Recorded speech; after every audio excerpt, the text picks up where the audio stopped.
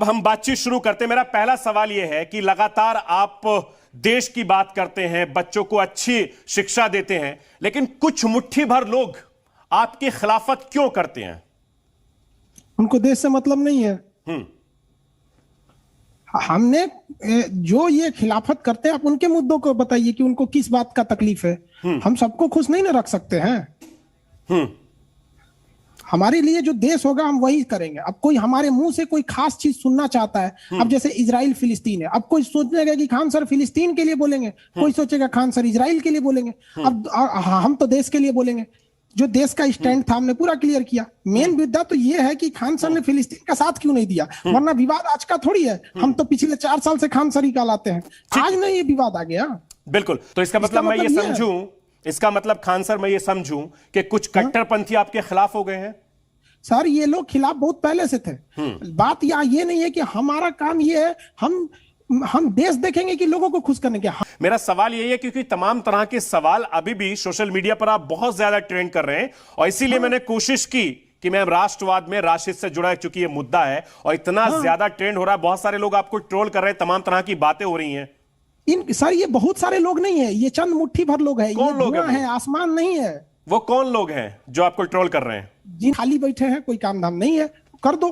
क्या उनसे कहिए ना जरा आके थोड़ा सा अपने चैनल पे फिजिक्स पढ़ा दे, बच्चों के लिए केमिस्ट्री पढ़ा दे, या फिर कोई टीचर ला। आप तो टीचर हैं, आप बच्चों को पढ़ाते हैं, आपके सामने दिक्कत क्या आती है? क्या वाकई में कुछ लोग आपको टारगेट करते हैं?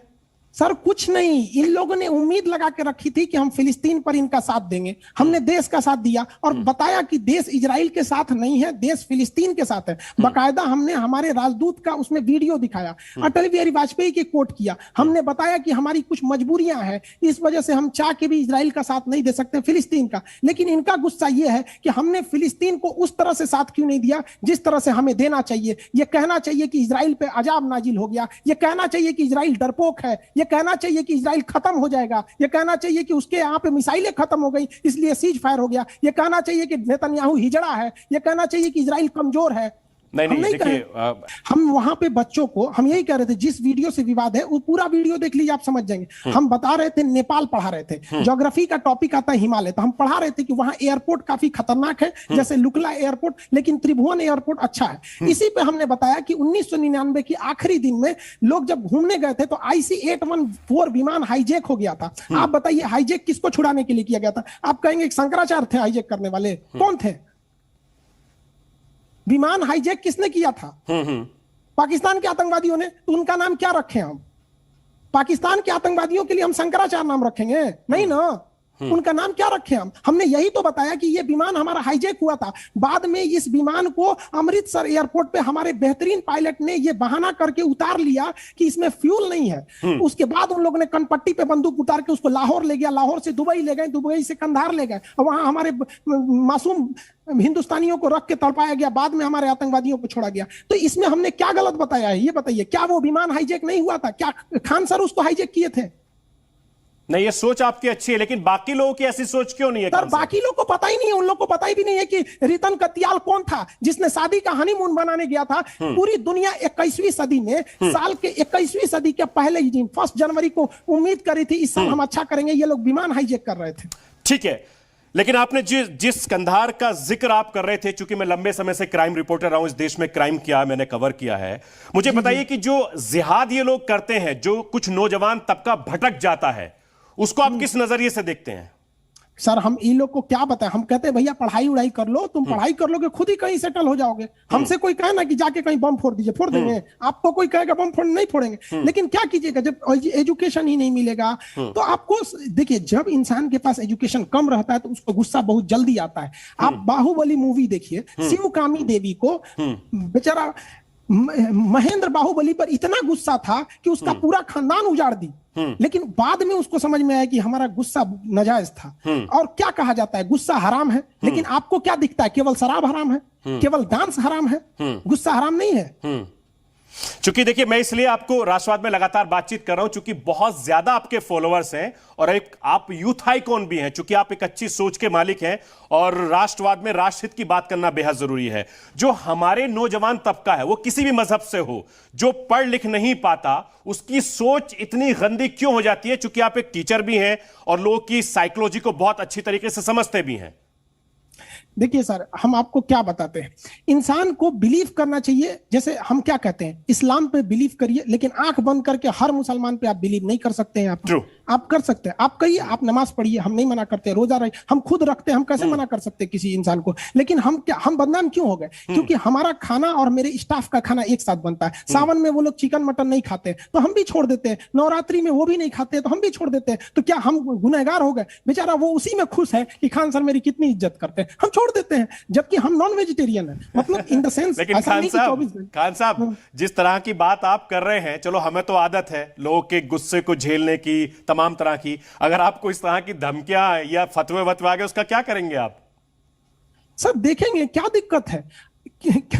सर कितना दिन जिए थे भगत सिंह? अच्छा, कितना दिन जिए थे? तो अभी कोई फतवा वतवा मिला कि नहीं मिला आपको? हमको सर नहीं मिला, और वो लोग भी, हमको नहीं लगता है जो भी समझेगा। एक्चुअली ये ट्रेंड इस पे हुआ ही नहीं था। ये ट्रेंड कब हुआ था? रिपोर्टर खान सर, ये बहुत पहले जब हमने कंगना रनौत को लेके वीडियो बना दिया था, तो उस समय कुछ ही दिन बाद उनका ट्विटर डिलीट हो गया, ये हो गया। अब ये लोग भेड़ चाल में फंस गए, इन्होंने भी ट्रेंड नहीं कराया है, कहीं कहीं से ट्रेंड हुआ है, ये खुद फंस गए बेचारे। इन लोग का भी कॉल आ रहा है कि सर गलती से हम लोग को पता नहीं चला कौन ट्रेंड करा दिया। तो क्या ये सोची समझी साजिश थी या अचानक यूं ही खान साहब फेमस हो गए? अरे सर, हमको ना फेमस होने का शौक है ना कुछ है। हमें फेमस होने का शौक रहता, हम अपना गांव बताते, अपने पिताजी का नाम बताते कि मेरे पिताजी शान से घूमते, हम अपना नाम बताते शान से। हमें केवल शौक है मेरा देश आगे बढ़े। बहुत बढ़िया, बहुत अच्छी बात है। और ये पता है कि हमारे स्वतंत्रता सेनानियों ने 2 लाख लोगों ने अपनी शहादत दी, लाखों लोग, आप उनका नाम नहीं जानते हैं।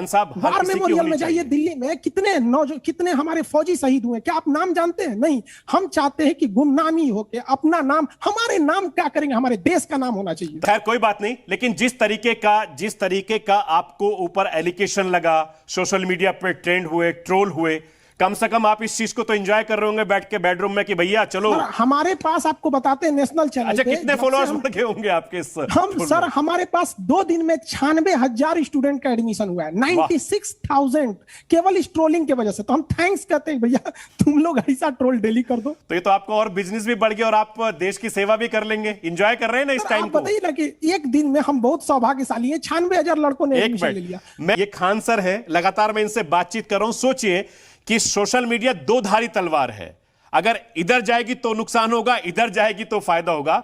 और इसका फायदा यही है कि खान साहब जिस तरीके से ट्रोल हुए, 96,000 ना, 96,000 स्टूडेंट्स इनकी कोचिंग सेंटर में आ गए। आप सोचिए, ये निगेटिव का पब्लिसिटी भी हो गई आपकी।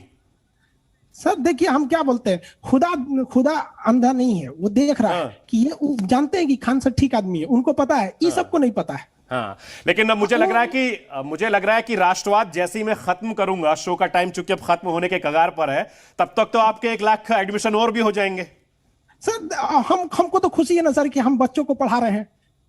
चलिए, कम से कम मैंने इतनी देर से आपके बारे में बता रहा हूं, राष्ट्रवाद के बारे में भी आप कुछ कह दीजिए। सर देखिए, राष्ट्रवाद के बारे में क्या कहे, सबको यही कहते हैं यार, एक बहुत पूरी खानदान हमारी जी अपने परिवार के लिए, कम से कम खानदान का एक आदमी समर्पित कर दो जो देश के लिए जिंदा रहे। अपने परिवार से हम हैं, हम इस देश के लिए हो चुके हैं। हर इंसान को कहते हैं कि अगर हम 130 करोड़ हिंदुस्तानियों के 260 करोड़ हाथ एक साथ आगे बढ़ेंगे तो हम हिंदुस्तानियों को सोने की चिड़िया बनने से कोई नहीं रोक सकता है। लेकिन हम लोग का हाथ काटा जाएगा तो हम क्या करेंगे? खान सर, आप तो बिल्कुल भगत सिंह की तरह, अशफाकुल्लाह खान साहब की तरह, आप तो बिल्कुल एकदम क्रांतिकारी के तौर पर बातचीत कर रहे हैं, देश को आगे बढ़ाने की बात कर रहे हैं। और ये जज्बा अगर पूरे देश के नौजवानों में हो जाए तो मेरा देश बहुत ज्यादा तरक्की करेगा। आप मेरे स्टूडेंट से कभी मिलिएगा, उनसे बात कीजिएगा, चाहे वो लड़का हो या लड़की हो, उनको देखिएगा, उनको उनके बाद में जो राष्ट्रवाद, जो देशभक्ति है, जो कुछ कर गुजरने की क्षमता है, आप देखिएगा तो बड़ा खुश होइएगा। कि और हमें भी लगता है आने वाले 10 साल बाद जब ये बच्चे जाएंगे तो बहुत नाम रोशन करेंगे इस देश का। बिल्कुल, मेरा वादा रहा, जब भी मैं पटना आऊंगा आपके इंस्टीट्यूट में जरूर आऊंगा, आपसे भी मुलाकात करूंगा, जरूर आइए, आपके बच्चों से ही मुलाकात करूंगा। अच्छा, राष्ट्रवाद के बारे में आप क्या कहेंगे, चूंकि आप टीचर हैं और बड़े मशहूर हैं आप, राष्ट्रवाद के बारे में आपकी क्या राय है? हम क्या कहें, जो भरा नहीं भावों से बहती जिसमें रसधार नहीं, वो हृदय नहीं, वो पत्थर है जिसमें स्वदेश का प्यार नहीं। तो इंसान क्या करेगा इस दिल को? एक जानवर भी होता है ना सर, तो उसको अपने खूंटा से प्यार होता है। आप उसको कहीं छोड़ दीजिए, शाम को आ जाता है। उस तरह हमें होना चाहिए, और रहता भी है, ऐसा नहीं है सर। देखिए हुआ क्या इसमें ना कि एक दो लोग गंदे विचारधारा के थे, उन्होंने ट्रोल किया, सब ट्रोल करने लगे सर। अभी सब पछता रहे हैं, भाई गलत हो गया, गड़बड़ हो गया। चलिए एक मेरा सवाल और है, जाते जाते एक दो सवाल और पूछ लेता हूं मैं, कि जब कुछ कट्टरपंथी लोग आपका इस तमाम चीजों का विरोध करते हैं, उसको लेकर आप किस तरीके से सोचते हैं? क्या परेशान होते हैं या उसको एंजॉय करते हैं? देखिए सर, वो जो विरोध करते हैं ना, एक्चुअली में वो क्या चाहते हैं, उनका तरीका गड़बड़ है। वो भी चाहते हैं कि मुस्लिम लोग पढ़ लिख कर समाज में आगे बढ़े और लोग मुस्लिम को भी इज्जत से दे। उनकी सोच गड़बड़ नहीं, तरीका गड़बड़ है। अब वो चाहते हैं कि तुमने हमें बदनाम कैसे किया, और हम क्या कहते हैं कि अगर किसी ने हमें बदनाम किया तो हम उसे पढ़ लिख के उसे दिखाएंगे। जब हम स्टूडेंट लाइफ में थे तो हमें खाने के लिए गुरुद्वारा में जाना पड़ा था। हम खुद गुरुद्वारा में खाना खाए थे, हमारा ये नौबत आ गया था। और हम क्या बताएं, और उस समय हम लोग को लोग औकात देखते थे, तुम्हारी क्या औकात है, तो हम लड़ जाते उस वक्त, तो क्या जवाब दे पाते? आज उनको जवाब मिल गया होगा। तो हम सबको कहते हैं, मुसलमानों से भी, हिंदू से भी, सिख से भी, पूरे हिंदुस्तान वाले से, आपको गुस्सा है ना तो आप डट के दिखाइए। अगर आपको कोई कहता है कि तू किसी काम लायक नहीं है, तो उसको इतना दिखाइए कि खुद ही शर्मिंदा हो जाए। और कहीं ना कहीं हमारी गलती है तो ही हमें कोई बोलता है। कोई अमेरिका को नहीं कहेगा कि तुम जाहिल है, पता है कि डेवलप है।